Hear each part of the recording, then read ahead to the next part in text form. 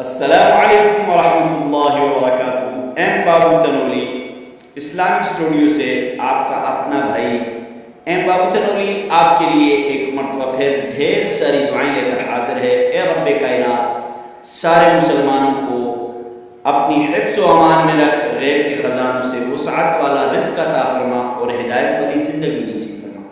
M بابو Tanoli Islamic studio channel سے آپ کے لیے روزانہ کی بنیاد پر انتہائی اہم اور ضروری مسئلے لے کر بندہ ناچیز حاضر ہوتا ہے، اور آپ لوگ اگر ان مسائل کو دیکھتے ہیں، سیکھتے ہیں، سنتے ہیں تو یہ آپ لوگوں کا فائدہ ہے، اور اگر آپ لوگ ان کو آخر تک دیکھیں گے تو آپ کو مسئلہ اچھی طرح سمجھ آئے گا۔ جو بھی ویڈیو آپ دیکھیں آخر تک دیکھا کریں، آپ کو مسئلہ سمجھ آ جائے گا۔ اور اگر آپ چاہتے ہیں کہ کل پھر اسی طرح مسئلے آپ کو ملیں، آپ کو مسجد مدرسہ کتاب جانے کی ضرورت نہ پڑے مسائل سیکھنے کے لیے، یعنی آپ نماز پڑھ رہے ہیں، مسئلہ آپ کو نہیں آ رہا، راستے میں سفر میں اب آپ کے پاس کوئی نہیں ہے، مسجد جا کے نہیں پوچھ سکتے، اب آپ کسی عالم سے نہیں پوچھ سکتے، تو آپ ان مسائل کو دیکھ کر اپنے مسئلے کو حل کر سکتے ہیں۔ تو چلیں آج آپ کو دو مسائل بتاؤں گا۔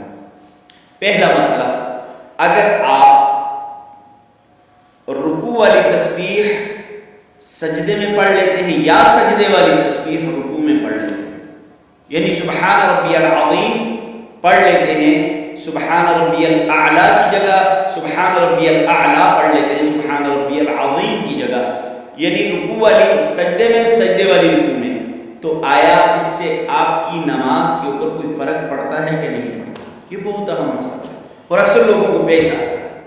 تو سمجھ لیجئے کہ یہ تسبیحات جو ہیں یہ مسنون ہیں، سنت ہیں، ان کے عدل بدل ہونے سے، رکوع والی سجدے میں، سجدے والی رکوع میں پڑھنے سے آپ کی نماز پر کوئی فرق نہیں آتا، لیکن بہتر اور مسنون طریقہ ہے جو نبی علیہ السلام کا بتایا ہوا، آپ اسی طرح کریں، رکوع والی تسبیح رکوع میں، سجدے والی تسبیح سجدے میں۔ یہ تو ہو گیا۔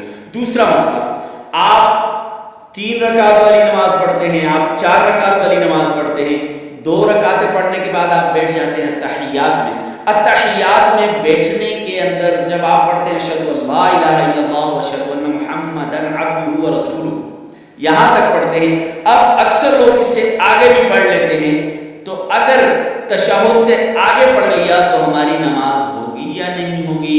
اگر ہم نے تشہد سے آگے پڑھ لیا تو کتابوں کے اندر لکھا ہے، مسئلہ یہ ہے حنفی کی نزدیک، عند الاحناف امام اعظم ابو حنیفہ رحمہ اللہ تعالی عنہ کے نزدیک، کہ آپ جب تشہد کے بعد درود شریف پڑھ لیتے ہیں تو آپ سجدہ سہو کر لیں۔